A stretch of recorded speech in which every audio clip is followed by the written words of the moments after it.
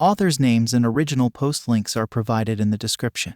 Let's get into the video. I was falsely accused of and assault a year ago. Last week, I had my trial and walked out a free man. I'm posting from my main account because I don't care. I need to get this off my chest for at least somebody. In 2021, I began seeing a girl we will call Stacy. Everything was fine in our relationship, almost too good, until an ex I had a bad breakup with because I was an alcoholic at the time got involved and told her things I allegedly did to her. Stacy and I talked it out, and everything seemed fine. Fast forward to the next week, we just finished having sex, and we began playing fighting. It devolved into us just slapping each other in the legs, but what I didn't know at the time was that Ehlers-Danlos would cause her to have a severe reaction days later in the form of bruises.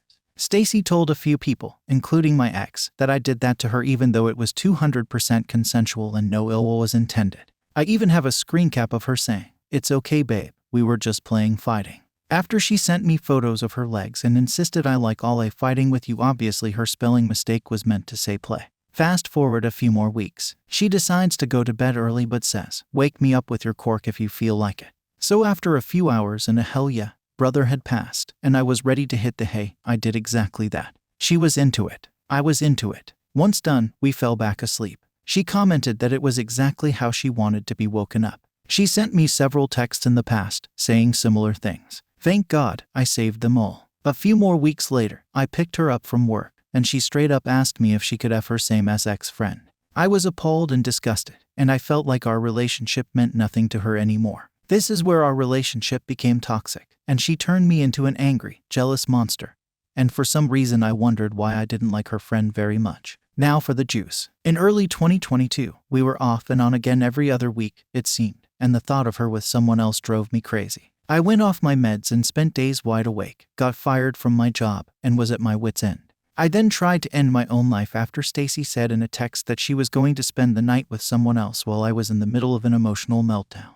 Someone else was her ex. I woke up in the hospital the next day hooked up to several machines and one hell of a sore throat from getting my stomach pumped. I spent a few days in the hospital, and I'm sure she was having a great time with her ex. We tried talking it out over the next few weeks, but one morning I caught Stacy red-handed talking to my ex about me. I immediately asked her what she was talking about and to show me. She said no, and I told her to leave. She initially refused until I threatened to start tossing her property off my one-story deck. She didn't take me seriously until I grabbed her bag and tossed it into the snowbank below. I then grabbed several items, including a coffee cup, clothing, and everything else that is hers, including, unfortunately, food. I was completely manic at the time and didn't have a single brain cell left. One of the items I tossed down was a container of yogurt, which didn't directly hit her. However, the weak little plastic container immediately burst open on impact like a baby yogurt bomb. And she got some on her jacket, allegedly. Fast forward a few days later, and Stacy is still sending me mixed signals about our relationship and really playing with my love. Stacy then filed a restraining order against me without notice. She continued the conversation with me 5 days after she got the order. It was Valentine's Day, so I gave her the ultimatum, finally, be with me, or I'll be with someone else tonight. She called me briefly, and she asked what I meant, and I said exactly what I said. She told me to work on myself more and maybe. I wasn't having any of that, so I went out with the girl I had matched with on Tinder earlier that day to begin the getting over it part. 2 days later, I hear a knock at my door. I had 8 cops knock on my door and place me under arrest for assault causing bodily harm. The leg photos, harassment, calling and texting repeatedly, and violating the restraining order that was in place, that I had no idea existed. I was brought to the police station first. I tried explaining my side of the story and even offered evidence in the form of the texts about the assault and gave full detail. The police officer told me to shut the F up woman beater. The cop and I then got into a childish back and forth before finally being brought to the station. I maintained my right to remain silent once at the station, called a lawyer from the telephone book, and was then transported to another area. As it was winter, I was wearing a winter jacket. I took my jacket off and stuck the sleeve through the top of the door, then around the corner of the door, and tied both arms together to make as much noise as possible because I was tapping out. I didn't belong there. Obviously, this got caught on camera, and my cell got rushed by officers who used what I believe to be excessive force by slamming my neck first into the bench behind me, not only causing me to hit my head really hard but also obliterating my neck. Luckily for me, I guess I've drunk my milk. I get held overnight for my court appearance in the AM and get a $1,000 no cash bond, meaning I don't pay it unless I screw up again. I'm then under the impression that I'll be good to go home soon. Nope. Apparently, after I left, the judge didn't realize I violated a restraining order and sent me to jail for 4 of the longest days of my life. In a death blanket. Locked up. I did nothing wrong. My 4 days in jail could be a whole other post, but anyway, I got out. I go down the straight and narrow and keep my nose clean, and that's when Stacy contacts me. Sent Patty's Day she got drunk, called me, offered to Uber to see me.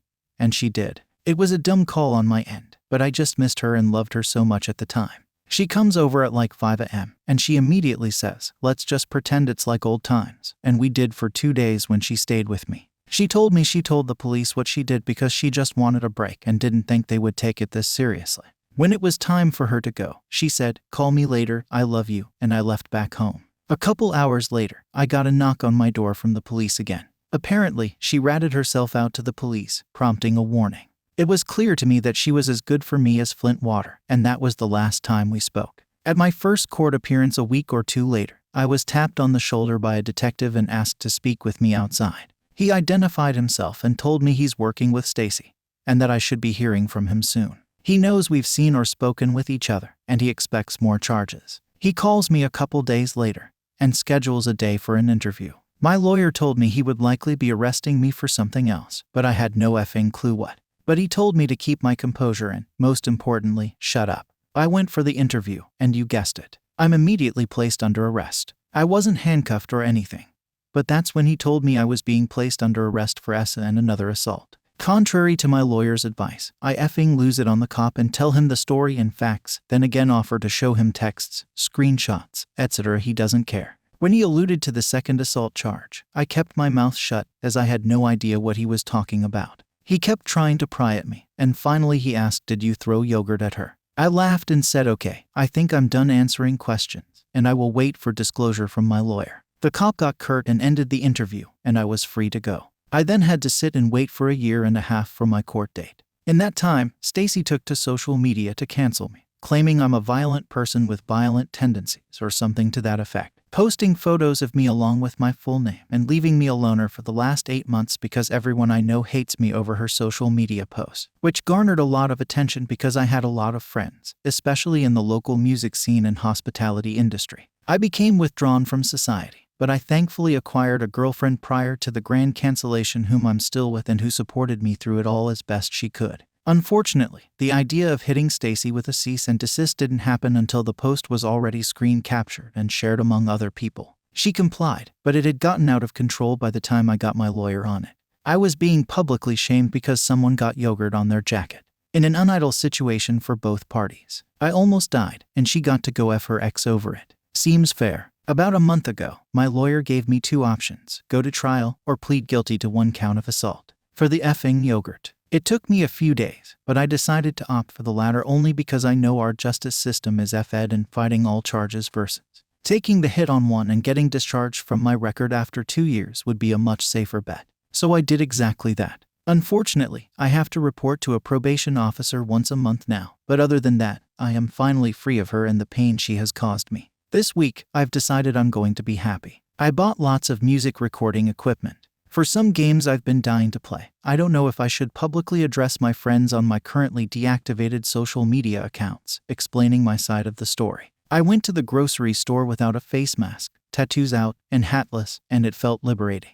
I felt like I was finally back in control of my life. And this, my friends, is why you never stick your D into crazy. Thanks for reading, if you did. Thank you for watching the video. If you enjoy listening to these kinds of stories, we've got more in store for you. Simply subscribe to our channel, hit the like button, and share it with your friends.